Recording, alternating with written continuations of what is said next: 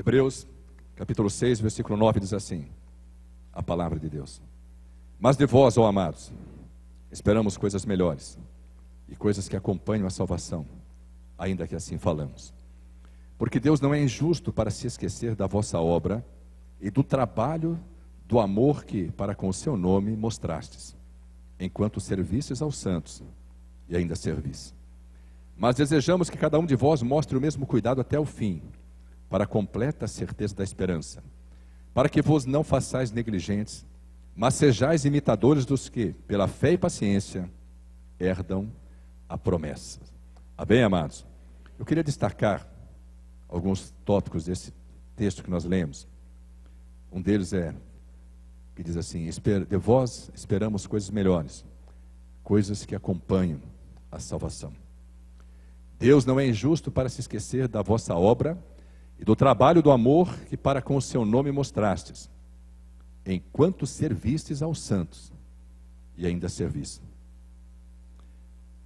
Mas Deus espera que nós não nos façamos negligentes, mas sejamos imitadores dos que pela fé e paciência herdam as promessas. Amém, amados irmãos? Pode sentar-se. Amados, na semana passada, no culto passado, nós ministramos sobre fidelidade. Que a fidelidade de ontem não garante a vitória de hoje. Hoje nós precisamos nos preparar de forma tal que possamos nos credenciar a alcançar as promessas. Para alcançarmos as promessas, nós precisamos ter atitudes de servos de Deus. É necessário que nós caminhemos na presença de Deus, tomando atitudes que farão a diferença, não apenas nas nossas vidas, mas farão a diferença movendo o coração de Deus para que Ele possa operar, de tal forma que nós recebamos essas porções para o louvor e a glória do Deus Altíssimo, como testemunhos da nossa fidelidade, da seriedade com que nós encaramos as coisas de Deus. Quando nós lemos esse texto, e ele encerra assim, que nós devemos ser imitadores dos que pela fé e paciência herdam as promessas. Eu queria perguntar para você, quem que você está imitando? Para quem que você está olhando? Quem é a sua referência? Mas às vezes, as nossas referências são as celebridades. Às vezes são pessoas que, ainda que nós não tenhamos, imagens, nós temos ídolos. E a internet, principalmente, as redes sociais, YouTube, criam ídolos. Eu tenho acompanhado alguns chamados ícones, dessa geração virtual, dessa nova geração, que pessoas que são endeusados no mundo todo porque jogam videogames, por exemplo, de uma forma extraordinária, e ganham aí milhares de reais pela sua habilidade. E às vezes os pais estavam lá tentando cercear para que eles pudessem se dedicar a uma profissão, e falaram, não, nós vamos ser aí jogadores de game. E quando eles vão para algum evento, milhares de adolescentes, jovens até vão lá para ver quem são eles, porque eles conhecem pelo YouTube, pelos jogos lá, mas aí vão ver pelos em carne e osso. E essas vidas passam a ser referências para essa geração. Nós também temos alguns ídolos, que, embora não os consideremos como tal, nós olhamos para eles como tal. Às vezes, ídolos são empresários bem-sucedidos, às vezes ídolos são posições que nós queremos alcançar na nossa vida, ídolos são muitas vezes situações que nós queremos desenvolver, às vezes os nossos ídolos são os nossos filhos. Nós não queremos que ninguém toque nos nossos filhos, nem Deus. Aí, faça o que quiser, você nunca ouviu isso, faça o que quiser comigo, mas não toque no meu filho. E alguns que o ídolo é o bolso, fala, faça o que quiser, mas não toque no meu bolso, que é o órgão mais sensível do homem, Então, para quem que nós estamos olhando? Quem é a nossa referência?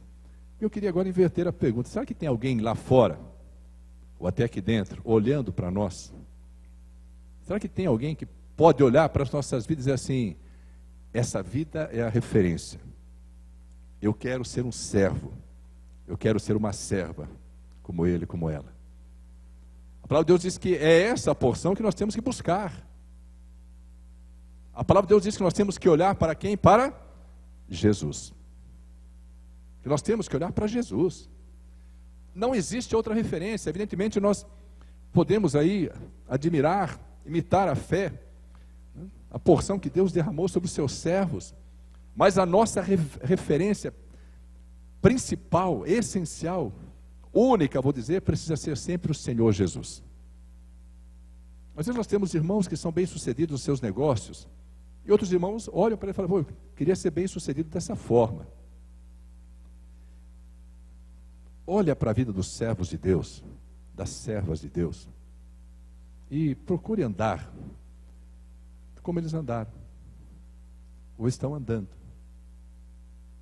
Nós temos que, a palavra de Deus diz exatamente, nós temos que imitar aqueles que pela fé e paciência herdam as promessas. Às vezes, amados, nós nos esquecemos rapidamente de tudo quanto Deus fez nas nossas vidas. A ingratidão, ela é a falta de memória do coração. Nosso coração muitas vezes não se lembra do que Deus fez. Por isso que a palavra de Deus diz sempre assim, que nós não podemos nos esquecer jamais. O salmista diz no Salmo 103, bendize, ó minha alma, o Senhor. Bendize, ó minha alma, o Senhor, e não te esqueças, alma, de todos os benefícios do Senhor para contigo. Nós nos esquecemos. Se nós nos lembrássemos sempre do que Deus já fez por nós, mas nós não precisaríamos estar buscando de Deus qualquer outra coisa. Estou dizendo ainda além do que Ele já fez, entregando o seu Filho por amor a nós, amando o mundo, amando as nossas vidas de tal maneira que Ele deu o seu Filho para que todos quantos creamos nele sejamos salvos. Mas estou dizendo do que Deus já fez na sua vida, o que Ele já operou na sua vida física. Hoje nós, estudando a palavra na escola dominical, foi lembrado do milagre que Deus fez na vida de uma garotinha que hoje veio consagrar o seu celular. Milagre que Deus fez na vida da Isabela. Mas quando a Isabela nasceu, nós a colocávamos na palma da mão. A medicina disse que não tinha jeito. A medicina disse que ela estava condenada à morte. Mas havia uma promessa de Deus sobre a vida dela, e quando Deus promete, Ele é fiel para cumprir. Hoje nós vemos a Isabela brincando, amados. Eu creio que às vezes os pais têm que lembrar disso, os pais de Isabela, para que jamais se esqueçam do que Deus fez, o milagre que Deus operou. Mas de vez em quando Deus me faz lembrar do deserto da humilhação, para que eu jamais me esqueça do caminho pelo qual Ele me fez passar. De vez em quando Ele me lembra que o trigo tem que ser moído para se fazer pão, para que eu volte a sentir, amados, a engrenagem da moedura de Deus. Ela dói, mas é transformadora. As experiências que nós vivemos, elas trazem para nós, amados, ainda que nós possamos dizer assim: estou sofrendo muito. O apóstolo Paulo diz que ainda que o nosso homem exterior se corrompa, no sentido de se envelheça, sofra na carne, as engrenagens da moedura, as engrenagens do tribulo, que é o rastelo que faz a tribulação. Ele diz assim: o interior, todavia, se renova de dia em dia. Cada dia que nós amanhecemos, nós precisamos ser melhor do que o dia em que nós nos deitamos. Imagine se nós buscarmos isso. Eu vou me deitar hoje, mas amanhã eu creio, Deus vai me fazer amanhecer melhor do que eu fui hoje. Imagine, irmãos, que bênção seriam os casamentos, o marido mudando a cada novo amanhecer, a mulher mudando a cada novo amanhecer, os filhos vendo o Deus movendo o coração dos pais e mudando também a cada amanhecer. O apóstolo Paulo diz assim, e ele sabia o que era sofrimento, e fala: essa leve e momentânea tribulação produz para nós um peso eterno de glória, muito excelente, acima de qualquer comparação. Evidentemente há um preço a ser pago para que nós possamos receber as promessas. Hoje foi ministrado um louvor. E nós vamos encerrar o culto com esse louvor, se Deus nos der graça. E fala que há um tempo em que as promessas de Deus se transformam em milagres. Quantos creem nessa porção? Glorifica a Deus. Mas nós temos que continuar crendo. É essa fé que vai nos alimentar. A fé é o alimento que traz vida, é a fonte de vida do cristão. Nós precisamos permanecer firmados, olhando para Jesus, autor e consumador da nossa fé, nos esquecendo das coisas que para trás ficaram, coisas que muitas vezes nós demos valor para elas, mas hoje não podem mais ter valor nas nossas vidas. Precisa ter valor nas nossas vidas aquilo que Deus tem feito para marcar as nossas vidas. Nós precisamos, amados, entender que Deus tem alegria, prazer na prosperidade daqueles que servem a Ele.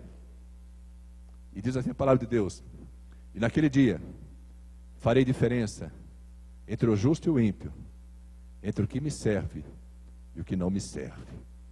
Nós precisamos entender que há um risco muito grande de nós nos esquecermos do que Deus já fez. Para refrescar a memória, abra sua Bíblia no livro de Juízes, capítulo 2, para refrescar a sua memória. Nós ministramos isso na semana passada. Juízes capítulo 2, versículo 7 diz assim: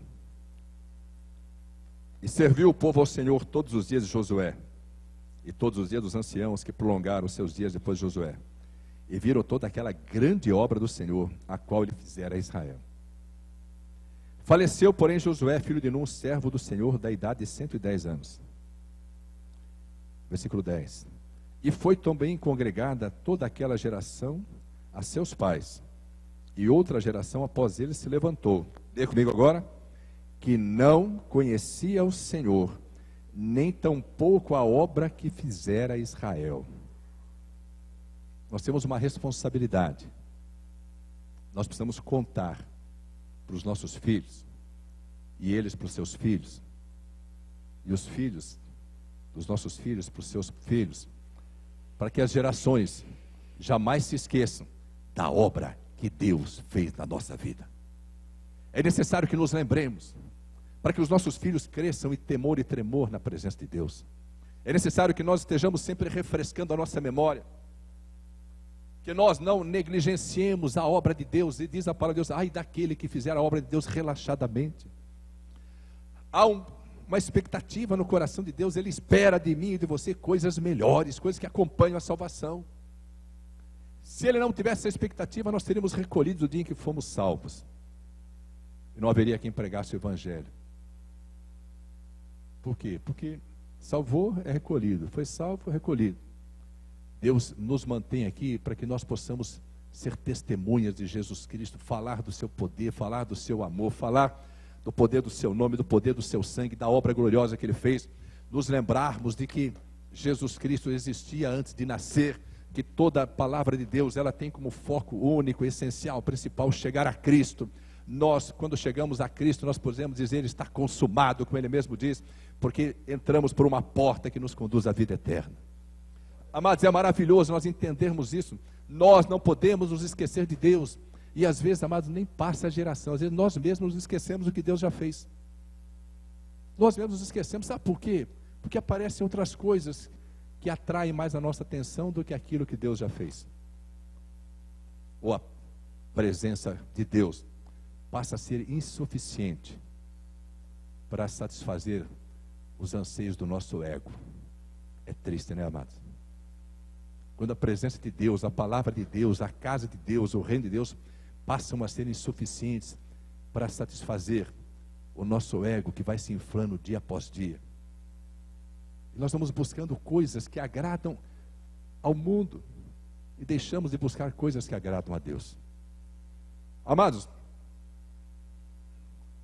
se você tivesse tido um avô chamado Moisés, um tio chamado Josué, um amigo do seu pai chamado Caleb, você tivesse crescido e acompanhado uma parte da vida do seu avô Moisés, do seu tio Josué, do amigo do seu pai Caleb, e eles tivessem contado para você, você tivesse presenciado alguma das coisas que Deus fez na vida deles, você não tinha o direito de esquecer de Deus jamais. Amados, quem viveu a porção, os israelitas que viveram a porção, através da direção de Moisés, de Josué, de Caleb, não tinha o direito de se esquecer de Deus. Mas a palavra de Deus diz que depois que morreu Josué, as gerações que o sucederam se esqueceram do Senhor, não se lembraram da obra que Deus fizera a Israel. Aí diz assim a palavra de Deus no versículo 11: então fizeram os filhos de Israel o que parecia mal aos olhos do Senhor e serviram aos Baalins. Deixaram o Deus eterno e foram servir a Baal. Amados, eu quero dizer para os irmãos, Baal continua vivo. Tem muitos servindo a Baal. Tem muitos se esquecendo das coisas que Deus fez servindo a Baal. Nós precisamos voltar ao primeiro amor, nós precisamos retornar, e Deus diz através do profeta Jeremias: se tu voltares, então te trarei, porque às vezes nós não temos forças para voltar. Deus falou, não precisa ter força. Deus gosta de nós, sabe de que jeito? Fracos, porque o poder dele se aperfeiçoa na nossa fraqueza. Às vezes nós achamos que somos fracos, até aquela palavra de Deus chama isso de humildade fingida, aparência de santidade. Não, a carne é fraca. A carne é fraca, é difícil tal. Difícil é combater a palavra de Deus e vencê-la. Porque quando nós temos mais prazer no pecado do que obedecer a Deus, nós estamos vencendo a palavra. Dá para entender isso? E aí falamos assim, não, mas a carne é fraca. Deus sabe, Deus é pai, não é padrasto. Deus sabe. Falsidade de propósito, humildade fingida, aparência de santidade. Amados, quando nós fazemos o que é mal aos olhos do Senhor, diz assim a palavra, versículo 12: e deixaram o Senhor, Deus de seus pais, que os tirara da terra do Egito, e foram-se após outros deuses, dentre os deuses das gentes que havia ao redor deles, e encurvaram-se a eles, e provocaram o Senhor a ira. Pelo que a ira do Senhor se acendeu contra Israel, e os deu na mão dos roubadores, e os roubaram, e os entregou na mão dos seus inimigos ao redor, e não puderam mais estar em pé diante dos seus inimigos. Sabe o que significa isso? Se não houver obediência, Deus não vai impedir o avanço dos inimigos. Mas o único poder que nos capacita a vencer todas as batalhas é o poder da obediência. Quando nós obedecemos a palavra de Deus, Deus peleja por nós. Ele luta as nossas lutas. Ele guerreia as nossas guerras. Ele remove os obstáculos e faz cair muralhas. Ele destrói o intento do inimigo. Mas ele, amados, ele não se deixa iludir pela nossa aparência, porque ele conhece o nosso coração. Ele conhece o nosso pensamento, ainda antes qualquer palavra nasça, ainda antes qualquer atitude se materializa, ele conhece os nossos pensamentos. Ele conhece, amados, a subjetividade das nossas vidas, a intenção. E o que eu acho mais tremendo em Jesus, no ministério dele, é que Jesus, que diz, ele veio para cumprir a lei. Ele não veio para aniquilar a lei, ele veio para cumprir a lei. E a palavra diz que o cumprimento da lei é Cristo. Ele diz assim: ouviste o que foi dito, a dizer, na lei disseram isso, eu porém vos digo. Então ele tira da materialidade. Mas quem conhece o direito sabe que para que haja, amados, a imputação de uma pena, a qualificação de uma transgressão, tem que haver a materialidade. Se não houver a materialidade, é como ninguém pode ser acusado de homicídio se não houver o cadáver. Ninguém pode ser acusado de um furto se não houver aquilo que o direito chama de res furtiva, quer dizer, o produto do furto. Qualquer coisa fora disso é transgressão à própria lei, e ainda que os juízes possam ter, o livre-arbítrio no julgamento, eles não podem cometer arbitrariedade. Ninguém pode usar o livre-arbítrio para cometer arbitrariedade, nem nós. Mas, muitas vezes nós não entendemos, amados, sim, a questão da materialidade, porque Jesus tirou a questão da materialidade como consumação do pecado e trouxe para intencionalidade. Ele foi de uma forma tão profunda que Deus se entristece não apenas quando nós pecamos, mas quando nós temos a intenção de pecar. Irmãos, é profundo demais. A intenção de pecar. Então, quando ele diz assim, mas eu vos digo, ele tem mais poder. Ele é mais poderoso que a lei. Quando ele fala, nós temos que passar a obedecê-lo. Entender isso faz com que nós mudemos a nossa forma de agir. Que nós precisamos começar a prestar atenção não apenas naquilo que fazemos, mas naquilo que queremos fazer, que intencionamos fazer. Porque é isso que fica marcado lá, no livro das crônicas do Senhor. Então nós precisamos começar a agir de tal forma em que nós neutralizemos o pecado quando ele ainda estiver no domínio da nossa mente, do nosso coração. Porque se ele se materializar, nós abrimos para o mundo, para o reino espiritual, aquilo que fizemos. Aí não tem mais como segurar. É como a palavra que sai da nossa boca. Mas é igual pasta de dente. Tira a pasta de dente do tubo e tenta colocar de volta. Vai virar uma lambança, não vai? Experimente fazer isso. Hoje, quando você chegar na sua casa, na hora que for escovar os dentes, é bom escovar os dentes antes de dormir, né? Aí você vai tirar um pouco de pasta, assim, vai cair assim, vai cair na pia, você pega na pia ali e tenta pôr de volta. Você não vai conseguir. Aí você vai dizer assim, a partir de hoje, eu vou ter mais cuidado com aquilo que eu falo.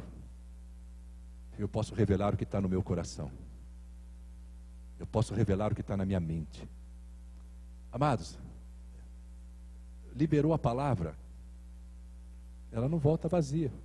Deus diz que a palavra dele não volta vazia, nós também não. A palavra ela é como uma faca, como uma espada. Quando nós liberamos uma palavra que fere, ela verdadeiramente causa ferida. E é difícil sarar essas feridas, porque a arma mais poderosa que o homem tem é a sua língua. Então Deus traz assim, toma cuidado, começa a pensar no que você vai falar. Começa a pensar na forma como você vai agir. É necessário que você entenda que você precisa obedecer a palavra de Deus, porque senão Deus não vai deter o avanço dos inimigos contra a tua vida. Muitas vezes, nós achamos que os nossos negócios estão dando certo. Mas eu quero dizer para você, se você não está em obediência, é só aparência que está dando certo, que não vai permanecer. Mas se você estiver em obediência, ainda que neste momento eles estejam dando errado, pode continuar em obediência, porque Deus vai mudar a sua história e vai fazê-lo prosperar. Pode continuar em obediência. Você não precisa ter nenhum motivo para sacrificar, ao invés de obedecer. O sacrifício não ocupa o lugar da obediência. E quando Deus diz sobre essa geração que não conheceu a Deus, aí, no livro de Juízes, ainda no capítulo 6, queria que você acompanhasse.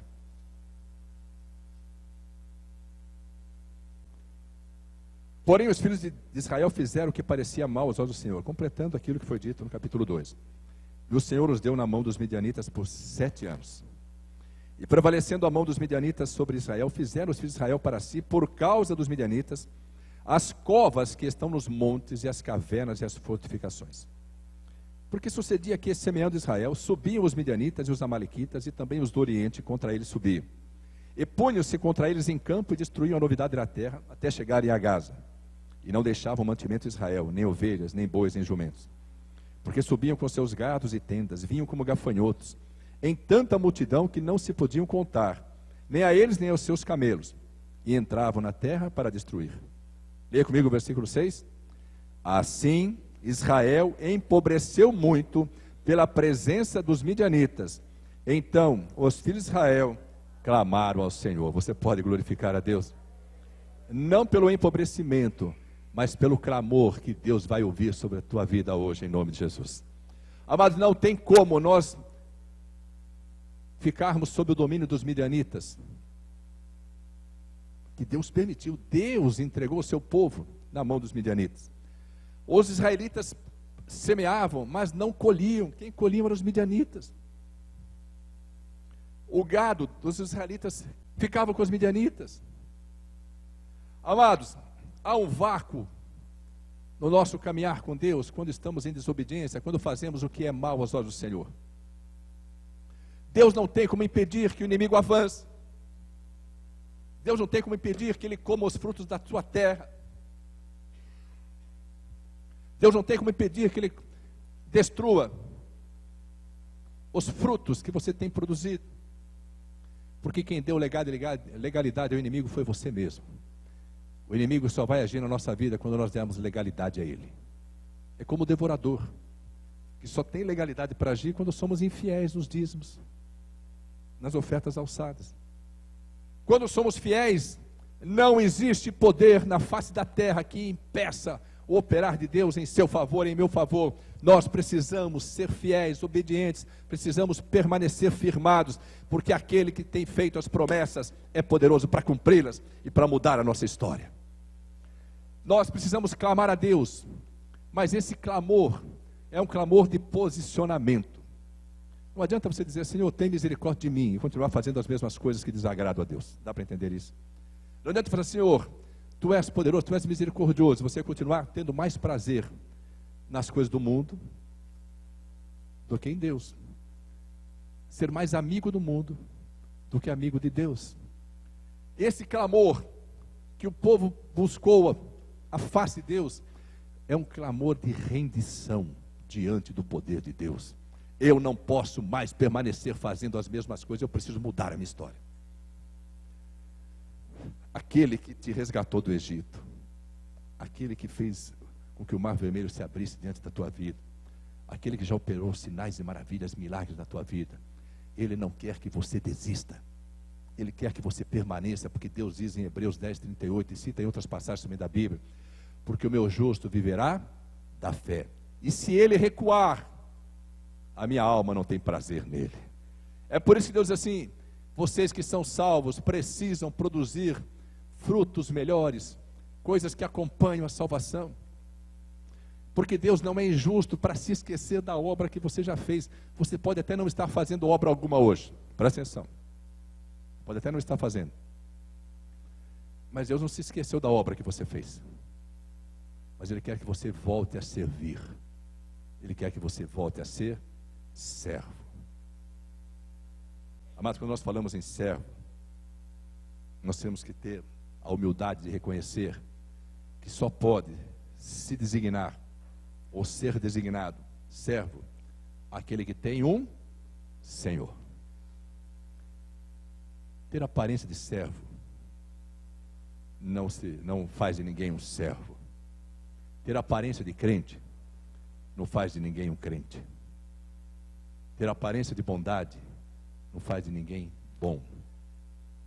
Ter aparência de fidelidade não faz de ninguém fiel. Sabe o que significa isso? Deus conhece a cada um de nós profundamente. Nós temos que retomar na presença dEle uma porção, uma posição de santidade, de obediência, de fidelidade. Eu queria falar sobre 5 atitudes. Elas vão caber nos dedos de uma mão. 5 atitudes, que são atitudes de servo, e que vão nos credenciar para alcançar as promessas. Se nós tivermos essas 5 atitudes, Deus vai abrir os céus, e as promessas dEle vão começar a se transformar em milagres nas nossas vidas. Vão começar a se transformar em milagres. E a primeira atitude, amados, aprendendo aqui com Jesus, é exatamente a humildade. Irmãos, não é fácil ser humilde. Não é fácil. Porque a humildade, ela é uma característica divina. O próprio Jesus. É muito exaltada a humildade do próprio Senhor Jesus. Mas aqui na posição de servo, ser humilde significa reconhecer que há um Senhor. Presta atenção. Se você é servo, você não é dono de você. Você não tem o direito de controlar a sua agenda. Dá para entender isso? Quem manda em você é o seu Senhor. Quando se trabalha, já aconteceu assim de você fazer um planejamento. Olha, hoje eu vou sair às 6 horas em ponto, porque eu vou sair, vou fazer isso, aquilo, tal. Aí quando chega 15 para 6, o chefe, o patrão fala assim, olha, preciso de você hoje aqui até às 8.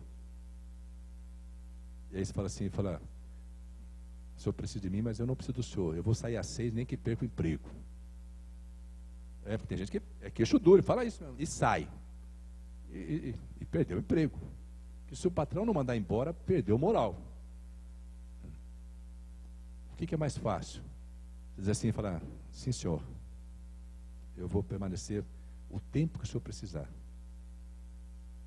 Isso é servo. Se o servo contender com o senhor, ele não é servo.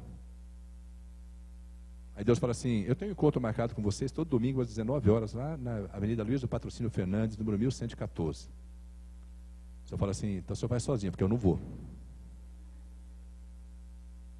Eu sei que aqui, graças a Deus, não acontece. E Deus marca encontro conosco. Tem encontro com as nossas amadas amanhã, está marcado. Vou dizer para os irmãos, ele já está lá, viu, Márcio? Os anjos do Senhor já estão acampados, esperando. Vai ter culto de mulheres amanhã, está esperando já. Deus já sabe o que vai ser ministrado, sabe quem vai precisar receber aquela palavra, sabe a cura que ele vai operar, o milagre que vai ser feito, quem vai ser salvo, já sabe tudo. Mas se nós não fizermos, os anjos não vão fazer. Então nós precisamos ter a posição, isso é posição, humildade é posição de servo. Deus marca encontro conosco, Deus quer falar conosco, Ele tem um encontro marcado com Adão e Eva todos os dias. Irmãos, imagine a situação.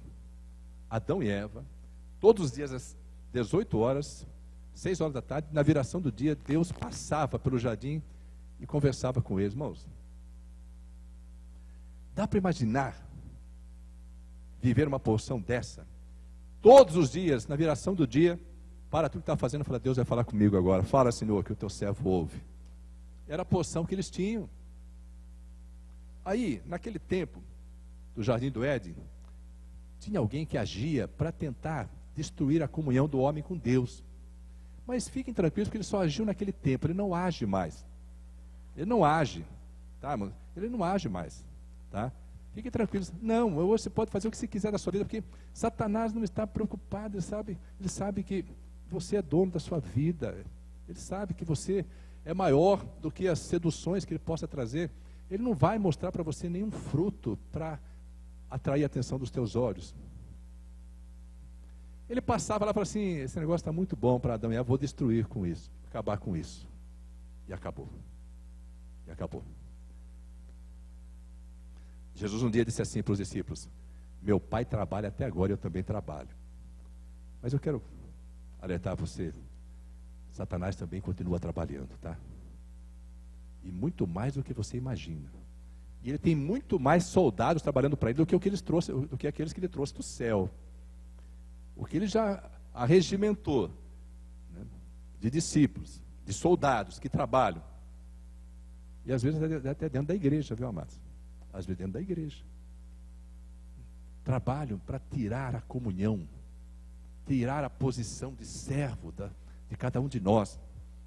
Ele sabe as promessas que Deus tem para as nossas vidas, porque Deus não esconde nada dele. Deus fala abertamente, Deus só esconde a estratégia, a tática. Mas aonde vai chegar, Deus já falou para ele.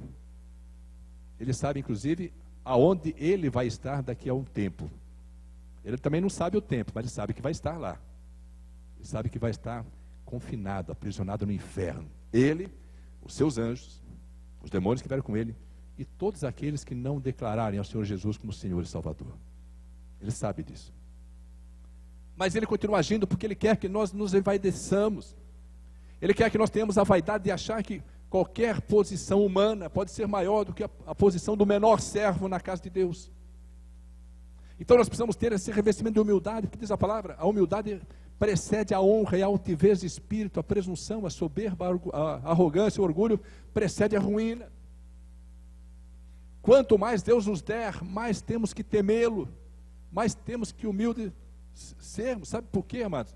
Porque a quem muito é dado, muito é cobrado. Ninguém recebe se não buscar. A ninguém se abre se não bater. Dá para entender isso? Nós temos que ter a humildade de bater. Senhor, eu preciso de Ti. Jesus só bate uma vez na nossa porta. A porta da nossa vida, do nosso coração. Porque Ele quer entrar em nossa vida. Eu falei isso, que estou à porta e bato. Se alguém ouvir a minha voz, Ele não só bate, Ele chama. Posso entrar? Às vezes nós não percebemos que Ele está falando, nem que Ele está batendo. Mas quando ele entra, fala assim: eu entrarei em sua casa e cearei com ele, ele comigo. Cear com Jesus é a maior porção que nós podemos ter na nossa vida. E nós podemos cear diariamente, porque este é o pão que não perece. Quando a palavra de Deus fala assim, que nós precisamos meditar nela de dia e de noite, nós precisamos cear com o Senhor todos os dias. Nós precisamos nos habituar a ouvir a voz de Deus. Pela viração do dia, Deus fala conosco todos os dias, mas nós precisamos parar para ouvi-lo. Segunda posição, atitude, obediência. Deus disse que obedecer é melhor do que sacrificar. Se você obedecer, há um presente para você. Deuteronômio 28 fala que se você obedecer, as bênçãos de Deus em todas as áreas da tua vida te alcançarão. Irmãos, olha que coisa maravilhosa, nós não precisamos correr atrás das bênçãos, elas é que correm atrás de nós. Irmãos, o crente fiel, o servo de Deus, ele está muito à frente das bênçãos. Porque ele não está preocupado, ele sabe que elas vão alcançá-lo, ele sabe que vai ser abençoado, que Deus vai prosperar. Ele está caminhando para a posição, para a vocação que foi chamada, ele prossegue para o alvo. Ele não olha para a direita, nem para a esquerda, nem para trás. Ele olha para Cristo, o autor e consumador da sua fé. Ele permanece firmado, porque sabe que Deus disse: se obedeceres, eu te prosperarei. E sabe onde está a fonte da prosperidade. Terceira atitude, fidelidade. Amados, fidelidade é uma porção diária. Ela tem que ser renovada a cada dia, a cada amanhecer. E vou dizer mais. A fidelidade, ela independe da ação. Ela já existe na intenção. A fidelidade já existe na intenção. Então nós precisamos purificar os nossos olhos, nosso pensamento, nosso coração. Precisamos ser fiéis. Não existe alguém que seja 99% fiel. Porque se não for 100%, é infiel. É infiel. Amados, Jesus Cristo, um servo fiel, foi obediente até a morte, morte de cruz. Recebeu o galardão. Primeira atitude, quem lembra? Humildade. Segunda, obediência. Terceira, fidelidade. Quarta atitude, perseverança. Sejamos imitadores daqueles que pela fé e paciência, pela fé e esperança herdam as promessas. Perseverar é permanecer firmado, não recuar, para que Deus não perca o prazer em nós. Deus prometeu. Quantos têm promessa da parte de Deus? Levante a mão. Pode perseverar, porque Deus vai cumprir. Mas se você desistir, ele não tem obrigação. A promessa é diferente da profecia. A profecia, ele trouxe a profecia, independente da ação do homem. A profecia está no controle total, absoluto do próprio Deus. Isaías profetizou que uma virgem conceberia e daria à luz um filho. Ele se chamaria Jesus, seria seu nome Emanuel, Deus conosco. 700 anos depois, já não existia Isaías, não existia mais nenhum profeta ali. Irmãos, o mundo já tinha mudado tudo, uma virgem concebeu. Nem ela sabia o que estava acontecendo, falou: como vai ser isso? Mas Deus trouxe a profecia, ela está no controle dele. A promessa não. Sabia disso? A promessa, você tem que pôr a sua fé em ação, a sua perseverança. Você tem que olhar para aqueles que foram galardoados, receberam o galardão, receberam as promessas. Para que as promessas se transformem em milagres, você tem que tomar posição de servo. Você tem que permanecer crendo e agindo, não basta apenas ficar esperando. As bênçãos te alcançam se você for obediente, fiel. As promessas você precisa alcançá-las. Você não pode parar de caminhar. As promessas de Deus requeriam a travessia do deserto. Se o povo tivesse parado no deserto, não alcançaria a promessa. As promessas de Deus, elas não estão além do Mar Vermelho. Deus abre o Mar Vermelho para nós quando nós somos batizados. Mas Ele vai abrir o Jordão, porque as promessas estão da além do Jordão. Deus não tirou você do Egito para você perecer no deserto. Ele quer que você coma dos frutos da terra prometida. Ele quer que as bênçãos sejam abundantes e transbordantes sobre a tua vida. Então você precisa perseverar, prosseguir, não recuar. E a quinta posição, a entrega verdadeira. Irmãos, isso aqui é o arremate. É o arremate. O quinto dedo. Senhor, ó, está ok comigo. Entrega verdadeira. Eu já tinha humildade, Senhor. Eu tenho a obediência, a fidelidade, a perseverança. E a minha vida pertence a Ti. Quero fazer a entrega verdadeira da minha vida. Nada mais vai existir entre mim e Ti, Senhor. Nada mais. O Senhor é a prioridade absoluta da minha vida. O Senhor é a alegria do meu coração. O Senhor é o meu maior deleite. Pode pedir o que o Senhor quiser. Eu não vou negar. Então me entrega o teu filho, Abraão. Entrega Isaac. Sacrifica Isaac. Ele foi, colocou Isaac no altar. Quando ele colocou Isaac no altar e amarrou o rapaz, não era nem um menininho não, era um rapaz já, que subiu o monte Moriá carregando lenha, para ser queimado na própria fogueira que aquela lenha ia produzir. Ele foi colocado sobre o altar. E Deus entendeu que para Abraão, o grande valor da sua vida era o próprio Senhor. E Jesus diz assim, que onde estiver o nosso tesouro, aí estará o nosso coração. Se o nosso coração não estiver em Deus, talvez você ache muito abstrato, então vou dizer para você, se o seu coração não estiver na palavra de Deus, se o seu coração não estiver na vontade de Deus, se o teu coração não estiver no reino de Deus, na casa de Deus, na obra de Deus, você tem outro tesouro na sua vida. Você tem outro tesouro. Deus me deu uma visão do ciclo que faz com que nós nos distanciemos do Senhor. O ciclo encontra o seguinte: nossas decisões determinam nossas escolhas, que demonstram nossas prioridades, que mostram a que damos valor, que revelam o que nos é essencial, que volta a influenciar as nossas decisões, determina nossas escolhas, e assim nós passamos a viver numa situação cíclica, valorizando cada vez mais aquilo que para Deus tem menos valor, mas para nós continua tendo valor maior. Então nós precisamos colocar a nossa vida, o nosso ministério pessoal, a nossa vocação, a nossa casa, os nossos recursos, os nossos talentos no altar de Deus. Vou repetir. Nós precisamos ter uma entrega verdadeira. Deus não aceita a aparência de quem está entregando, porque Ele sabe o que está no profundo de cada coração. Ter a entrega verdadeira é ouvir de Deus assim: não precisa fazer, eu sei a quem pertence o teu coração. Amados, não há nada que nós entreguemos a Deus que Ele não nos devolva multiplicadamente. Abraão entregou Isaac. Nós somos sementes espirituais dessa entrega. Dá para entender isso? Porque nós somos descendentes pela fé de Abraão. Passamos a ser aquinhoados, agraciados, abençoados com as promessas que Deus deu para Abraão. O apóstolo Paulo fala lá em Gálatas: nós somos hoje descendência bendita de Abraão pela fé. Abraão creu que Deus era poderoso para ressuscitar Isaac, ainda que tivesse sido sacrificado. Deus já ressuscitou o seu filho, para que nele nós tenhamos todas as bênçãos, para que nele nós sejamos mais do que vencedores. Ninguém pode impedir a vitória daqueles que tomam a posição de servo e reconhecem em Deus o único Senhor e colocam a sua vida no altar.